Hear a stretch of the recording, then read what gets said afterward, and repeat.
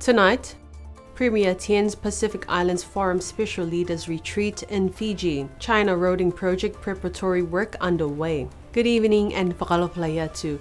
I'm Saraya Mangawa and this is your BCN News. Leading our news tonight, the active number of COVID cases on the island have risen over the past week. According to yesterday's update on the Niue COVID dashboard, Niue currently has a total of 32 active cases of COVID-19. 2 new cases of COVID-19 were detected and 2 of the previously active cases have been deemed recovered and released from isolation. Members of the public are urged to maintain a level of health and safety towards the COVID-19 protocols. Here's more on this story. Last Sunday, the 19th of February, 2 new cases of COVID-19 were detected, bringing the total at the time to 26 active COVID cases on the island. On Monday, the 20th of February, 8 new cases were reported and 3 previously active cases were deemed recovered, raising the number to 31 active cases.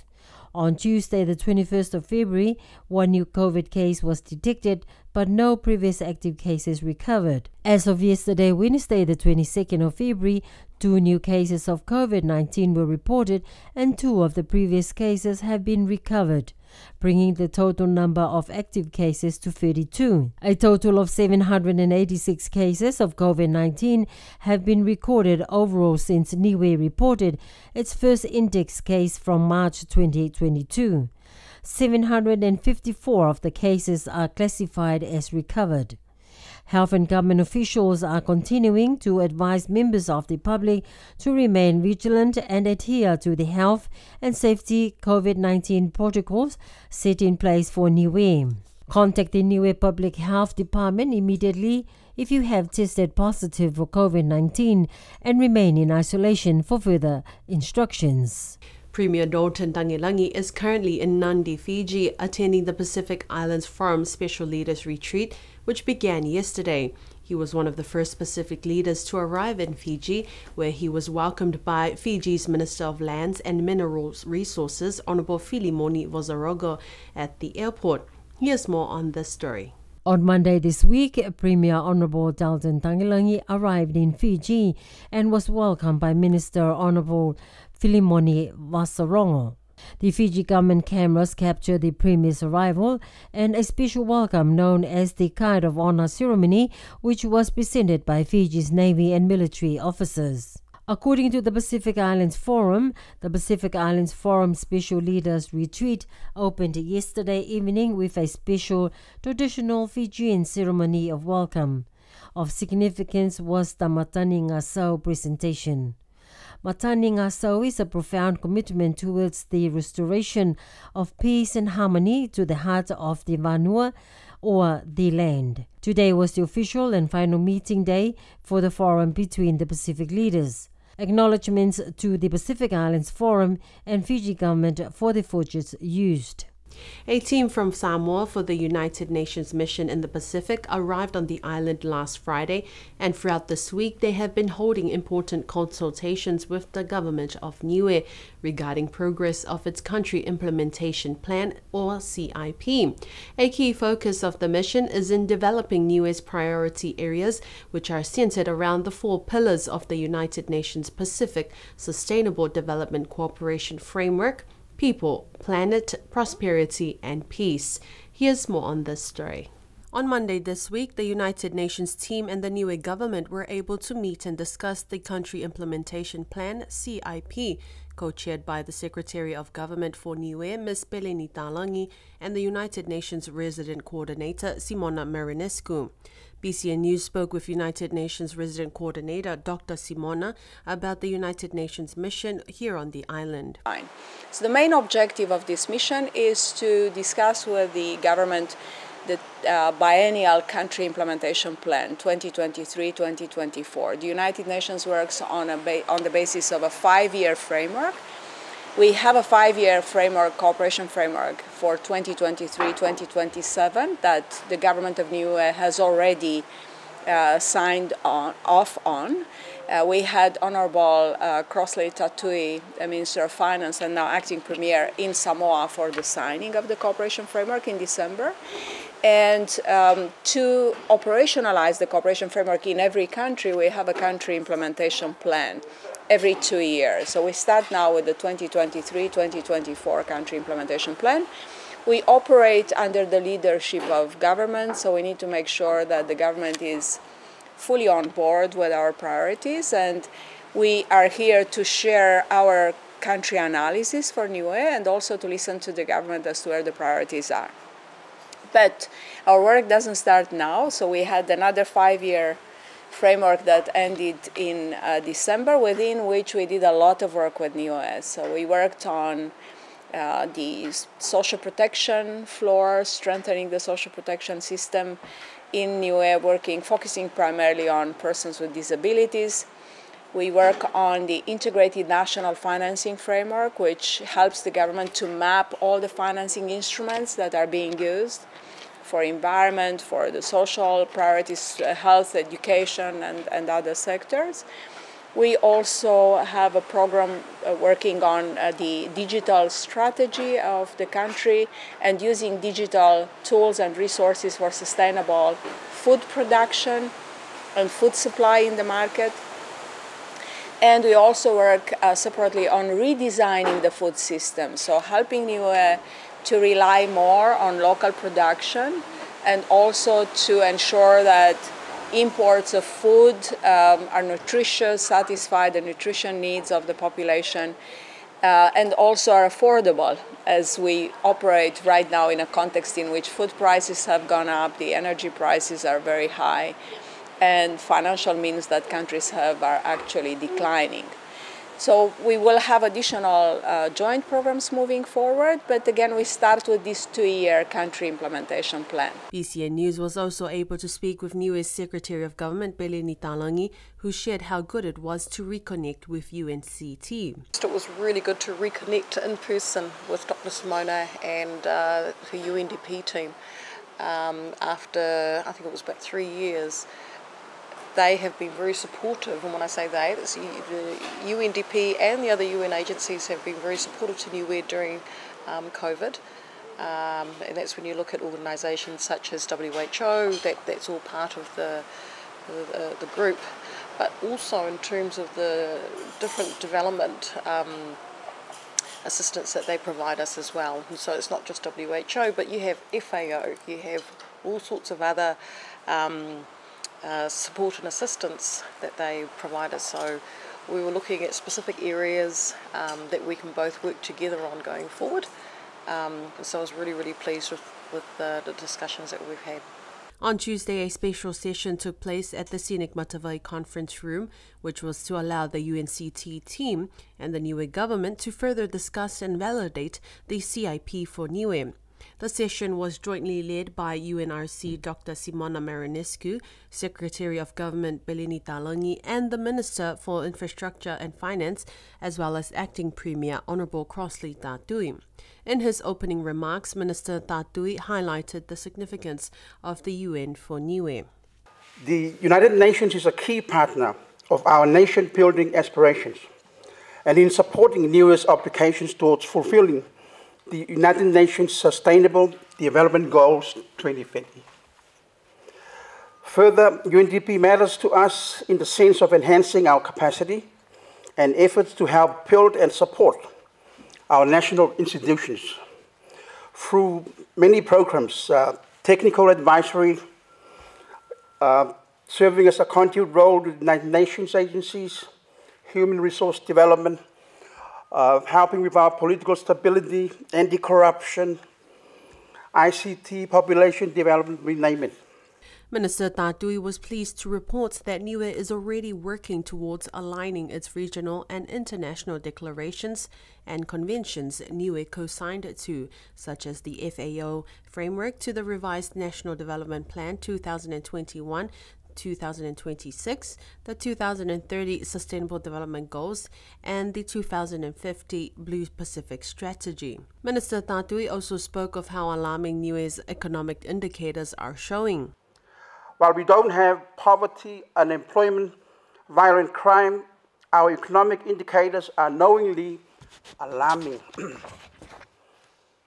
the facts tell us we must act now with the appropriate reforms, which coincides with the UN reforms and the FAO multi-country programming framework 2023 to 27. And it's important we must learn the lessons and reorganize, plan and manage our economy better, care for our people and country, value our relationship with development partners. We know that the way we organize, plan and manage our economy cannot be sustained, which is why we need whole-of-government reforms. We need unity and commitment at all levels of society. Niue is not a member state of the United Nations. However, Minister Tatui has emphasized Niue wanting to become a member nation sooner rather than later. Dr. Simona highlighted the fact that the UN 2030 agenda is a universally implemented agenda that does not distinguish amongst people. All people should benefit from the work the United Nations does, says Dr. Simona. A digital transformation workshop was held yesterday and today. The UN team will be departing the island tomorrow. Preparatory work for the China Aid Niue Road Upgrade project has already commenced. An advanced team arrived on the island last Friday and are residing at the Niue Youth Center, where work on accommodation is also progressing for the main contingent, yet to arrive in a few months. BCN News spoke with the Director of Utilities, who provided more on the preparatory work underway. In December 2022 last year, the pre-start ceremony for the China Aid Niue Road Upgrade project was officially opened by Premier Dalton Tangilangi and China Ambassador to Niue, His Excellency Wang Xiaolong. From this time, it was clear that the commencement of the project will begin in April 2023 this year. As seen in the past few weeks, preparatory work has already commenced at the Niue Youth Center, where the team from China will be residing throughout their duration on the island. BCN News spoke with Director of Utilities Clinton Chapman yesterday morning. Well, at the moment we have the advanced team here of about 10 people. So the China contractor contracted for the job have already started the preparatory work. So that includes the accommodation base here at the Niue Youth Center. And also discussions with, today we are meeting with all the utilities, water, power, including telecommunications, to plan out the next 3 months. So our schedule, we're looking at starting some of the minor works in April and the main sealing of the roads most likely in June, when the rest of the equipment for the China contractor arrives in Niue. Clinton says that the main contingent of 50 staff for the roading project will be arriving in May or June this year, working full-time. For the next 3 months, leading up to June, we'll be starting at the first stage, will be from Tuila at the power station towards Kaimisi, where the main junction is to the hospital, and then from there up to Lalokafika through that way and connecting with the main Hakupu road. So that's where we're going to start first, and possibly starting on the foundation works for the footpath that will be coming from the middle of Alofi all the way up here to Whenuakula, to our Niue Public Service building. But also we're looking at the culverts for those areas, especially down Alofi North. If we can fix those in the meantime, waiting for the rest of the machinery to come on board and alleviate some of the stormwater drainage issues we have down in Alofi. Director of Utilities Clinton Chapman. A special forum was also held in Fiji for Pacific Early Childhood Development. Minister of Natural Resources and political champion for gender and social inclusion in the Pacific, Honorable Mona Ainuu, and her delegation attended the meeting. One of the important discussions highlighted during the forum was the integration of climate change in early childhood education for the Pacific, says Minister Ainuu. Here's more on this story. BCN News spoke with Minister Ainuu this morning via Zoom, who shared some of the important discussions highlighted at the forum. And on our way back home. But this is something that for this year, they have also concentrated on building early childhood development, aligning to what's been happening with climate change. So the theme for this year is building a resilient blue Pacific through early childhood development. It's trying to find ways and find solutions as to how we can help young children from the age of 0 to 6 how we can help to teach them what they can do, teach them or find ways that we can help them to develop in their early stages of life. And also looking at the climate crisis, what will happen, how will happen, and ways that we could establish infrastructures that will help in their development in their early ages. So, of course, I am not the Minister for Education or Health, which is normally this topic falls under, but I was invited as the Pacific political champion for gender and social inclusion and adaptation. So that's why I managed to come. But Minister Ainu spoke of the significance of integrating climate change into the various sectors, such as education, an important aspect of knowledge, learning and awareness for young Pacific children, especially with the climate change crisis we are experiencing today. It's really important that we build in what we learn about climate change into the structures that we're trying and strategies we're trying to establish to for the fostering of young people growing up, and just allowing things like bringing what we're doing in the climate sector into the school curriculum, which Niue is already doing, which I'm very happy with.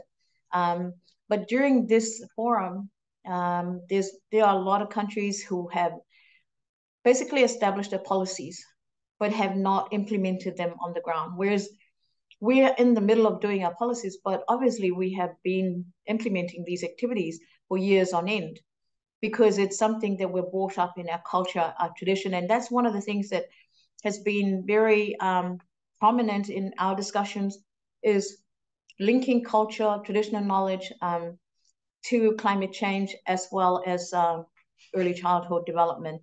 The minister and her delegation included Director of Education Bertha Tongahai, Director General of Social Services Galen Tasmania, Dr. Waimanu Pulu, and Financial Secretary Doreen Siatanga will be flying to Auckland today before returning back to Niue. Photo credits to Pacific Islands Forum and Minister Ainu. Since last week, the villages of Lakepa and Liku have been using a substitute portable generator to power the water bores in each village. It was only until Tuesday this week when the power team finally found the fault, which has affected the power and subsequently water supply for the eastern villages from Mutalo to Liku in the past few weeks. Due to power outages experienced in the past few weeks, the water supply for the western villages have been experiencing fluctuations in its water supply system. PCA News was able to speak with the Director of Utilities, Clinton Chapman, yesterday morning, who was confirmed with the Health Department for its regular quarterly water testing.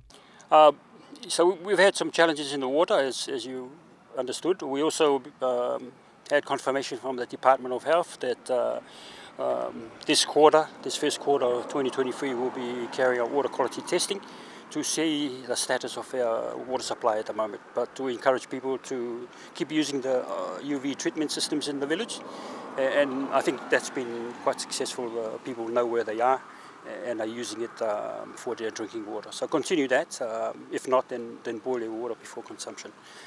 We are awaiting some funding with some donors to fund the hardware required to fix those problems we encouraged and continue to have. The impact from the power outages in the past weeks have affected the eastern villages from Mutalo to Liku. It was understood during this time that there was a fault, but the team could not detect the source of this fault until Tuesday this week. Boil water notice is still in effect and people are still reminded to not drink from their taps in their homes. UV water treatment systems have been set up in the community halls of each village and are advised to fill up your water using this system for clean and safe drinking water. A special aerial surveillance team of 4 from the Pacific Islands Forum Fisheries Agency, FFA, arrived on the island a week ago to undergo their mission of surveilling over Niue's waters. The mission was spread over a period of 8 days before it concluded on Monday this week. Here's more on this story. The team included pilots Virgil Wilson and Dean Ball, James Sanborn, who is the aircraft maintenance engineer, and the center operator Andrew Ignacio. BCN News spoke with pilot Virgil Wilson on Thursday last week, who shared more about the purpose of the mission to Niue. Yes, we're here to provide aerial surveillance for the PMSP program and aid your local fisheries department in finding any illegal fishing vessels or other vessels in your economic zones. So far, we have not picked up anything out of the ordinary, we're happy to say, and our surveillance is running along as planned very nicely. According to a joint media release on Tuesday by the Niue government and Australian High Commission to Niue, Niue's Minister for Natural Resources, Honourable Mona Ainu, said that the ocean is very important to Niue and our people. Access to the aerial surveillance assets provides an invaluable opportunity to monitor our EEZ. We look forward to hosting many more missions in the future. The Australian High Commissioner to Niue, Her Excellency Lois Ellerton, said we have a shared responsibility to sustainably manage the Pacific Ocean and its resources. I am delighted the team were able to successfully complete surveillance flights across the beautiful waters surrounding Niue. After an 8-day period, the mission was finally able to conclude on Monday, the 20th of February. And that concludes our news bulletin for tonight. Do join us again next week, Tuesday and Thursday, for more of our local news. Until then, have a good weekend.